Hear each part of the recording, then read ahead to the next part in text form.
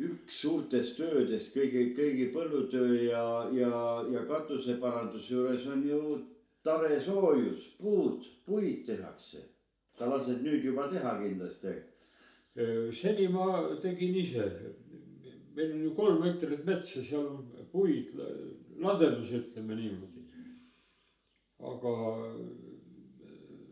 nüüd ma võtan abilised, nii et ma valin ise puu välja ja ajan, millal me langetame, missuguse puu me lõikame ja abilised siis teevad selle raskema osa. Aga peremehe pilk peab kogu aeg peal olema. Kui ei ole, ei lähe asjad nii nagu peab. Meil on Eesti vanasõna. Peremehe jalajälg väetab maad. Vana tuntud põllumajanduslik väljend nii-öelda. See tähendabki seda sama, et peremees jälgis, et kõik oleks õigel ajal õigesti tehtud. Võib-olla ta ise ei jõudnud kõike teha, aga see jälgimine, see oligi tema jalajälg. Aga see küttepuu tegemine on siis nii keeruline või? See pole keeruline, aga mina teen küttepuid vanarahva tarkuse järgi. No kõik me teame, et küttepuu lõigatakse talvel, novembrist kuni märtsini, talvine puu on siis nagu puhkeasendis ja on korralik ja kõrgulik, eks ole. See on üldreegel ja see on väga õige, tähendab niimoodi. Ja siis suvel lõhutakse ja saetakse ja kuivab aasta-2 ja puu on tipp-topp. Mina teen vanarahva tarkuse järgi. Peale jaanipäeva. Põhiline on küttepuu on lepp. Meil on siin ka vahert ja teisi puid, tähendab kaske ka niisugust. Kui puu on täies lehes, mul on siit oma metsast juba välja valitud niisugused puud, mis on kõveramad või viltusamad või liiga tihedad või niimoodi, need lõikame kütteks. Siis, kui on vana kuu kõva aeg, see on kuskil 4 päeva. See on see aeg. Maalehes on Targu talita lisa ja seal on see kalender sees. Sealt saab võtta kuupäevaliselt. Aga see on see aeg, kui kuu on vana, sirbikujuline, nagu C-täht ja teravate otstega. Vaat see on see aeg. Puust tuleb enne luba küsida, andeks paluda, et ma sind langetan, tähendab. Kirvega tuleb lüüa 3 korda vasta puud.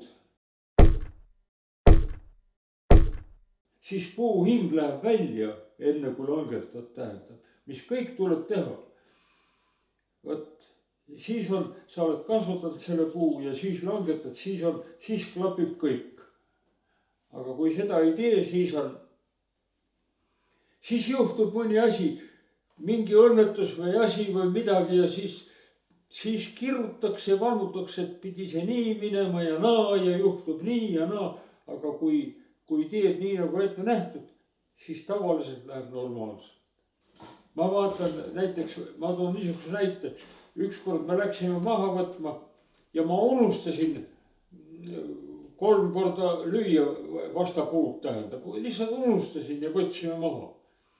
Peale seda kohe tuli mingisugune viirus mulle kallale, jäin haiguks. Mitu päeva tortsusin, tähendab. Ise mõtlesin, et joo see sellepärast tuli, et ma unustasin sellise püha toimingu. Ja nad võivad mind naerda, kes kuulavad seda juttu. Las naeravad, mina naeran paremini. Ja siis me langetame need lehtpuud ja jäävad maha. Ainult tüve pealt lõikame maha ja jäävad maha. Nüüd puu on maas. Kõige tähtsam on see õige aeg. Sellel hetkel, kui on vana kuu kõva aeg, siis puu on nii-öelda nagu teatud puhkeasendis, tähendab. Kõik tema puufüsioloogia on puhkeasendis, seisab. ta on tulevikus kõlbulik kütteks nii-öelda.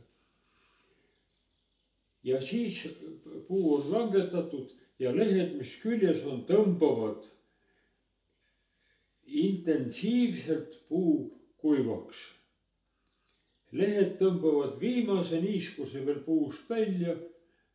See on aurumise loomulik protsess ja sellega puu kuivab.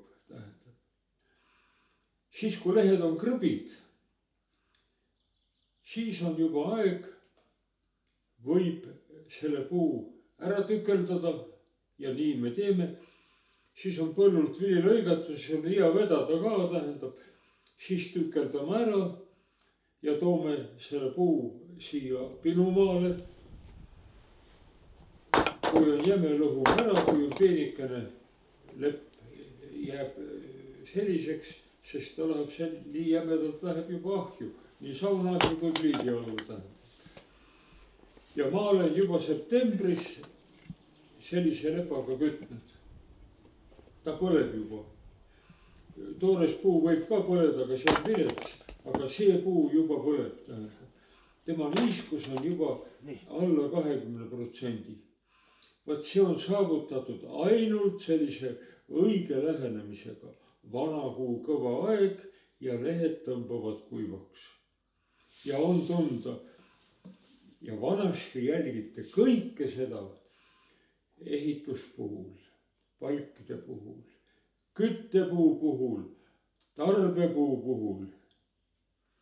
Kui ei olnud õige aeg puu lõikamiseks, siis ei lõigatud ja kõik. Saarlased ja hiidlased, laevaehituspuud lõigati ainult õigel kuul ja põhjatuulega. Tuldi teatud ajal randa või metsa tähendab kokku, et nüüd lõikame puud. Ja seal oli isegi nii, et kui see tuul põhjast ei puhunud, siis ei lõigatud kõik. Ja nii pidasid Eesti randlaste ja saarlaste ehitatud laevad, puulaevad, pidasid vastu 27 aastat keskmiselt meresõidule. Ja Venemaal ehitatud laevad, kus neid märke ei jälgitud, pidasid vastu 9 aastat. 3-kordne vahe. See on kõik läbi tehtud asi. See on kõik vanarahva tarkus, millest tänapäeva tempo juures vähesed kinni peavad. Ma olen üks nendest. Ma olen seda propageerinud ja eriti maainimestele, kes omal ise kütet lõikavad, et tee nii, tee nii, tee nii. Mõni teeb ka. Aga kus see aeg? Ei ole aega, ma pean minema ja tegema ja läheb ikka nii nagu rongiga. See on elu, midagi pole teha. Õigel kuul lõigad puu ei lähe mitte iialgi hallitama. Aga kui lõikad noorel kuul, siis hallitab. Lepp hallitab varsti. Ta ei kuiva ära, ta on nagu käsn. See on tuntud asi. Ja. See on tarkus ja täpsus järele proovitud. Näiteks kellelgi kasvab maal aias või raja ääres kasvab mõni vaher või mõni, see on lehtpuude kohta, mis ma räägin, või puu, mis on vaja maha võtta.